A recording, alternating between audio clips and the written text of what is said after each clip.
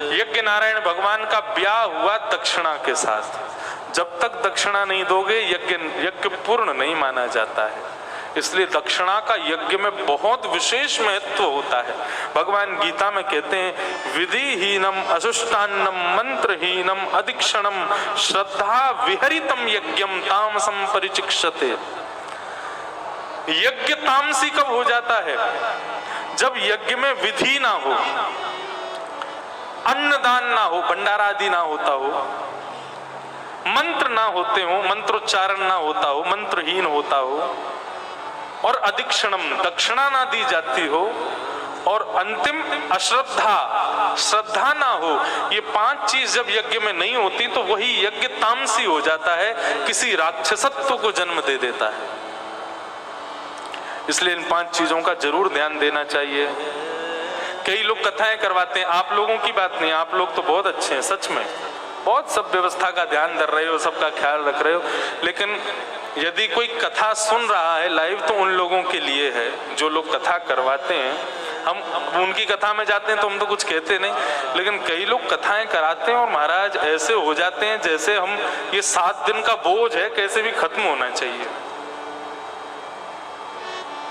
भैया महाराज जी के कमरे में चौकी नहीं है भोजन करने वाली, अब चौकी लानी पड़ेगी महाराज जी के लिए, बिस्तर पे नहीं खा सकते, जमीन पे नहीं खा सकते। ऐसे ऐसे लोग ऐसे ऐसे लोगों की बातें होती हैं। लेकिन बंधुओं ऐसा विचार नहीं करना चाहिए। देखिए यजमान केवल व्यवस्था कर सकता है, लेकिन उस यज्ञ को पूर्ण तो ब्राह्मण ही करेंगे। वो यज्ञ तब तक पूर्ण नहीं होगा जब तक ब्राह्मण नहीं आएंगे। मंत्र पढ़े ब्राह्मण, कथा करे ब्राह्मण, पाठ करे ब्राह्मण, धोती पहने ब्राह्मण, तिलक लगाए ब्राह्मण, सफाई करे पूजा की ब्राह्मण, सब देवताओं पे कहाँ चावल छुड़वाने सब बताए ब्राह्मण, यजमान को कब क्या करना है एक एक चीज समय से बताता चले ब्राह्मण, और दक्षिणा का जब समय आता है तो फिर इतने में ही काम चलाओ महाराज जी। फल भी फिर ब्राह्मण को ही मिलना चाहिए जब इतनी मेहनत उसने की। तो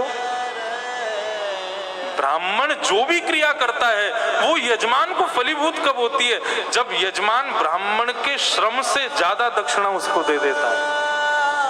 आपने इतना पाठ किया, इतने मंत्रों का उच्चारण किया, हमारा इतना ध्यान रखा, रोज हमारी पूजा करवाई, रोज हमको कथा सुनाई महाराज, आपने इतना श्रम किया, ये दक्षिणा हम आपके चरणों में रखते हैं। तो जो फल ब्राह्मण कमा रहा है 7 दिन तक कथा कह करके आदि आदि करके, वो दक्षिणा के आते ही वो फल उससे निकल करके यजमान के पास चला जाता है।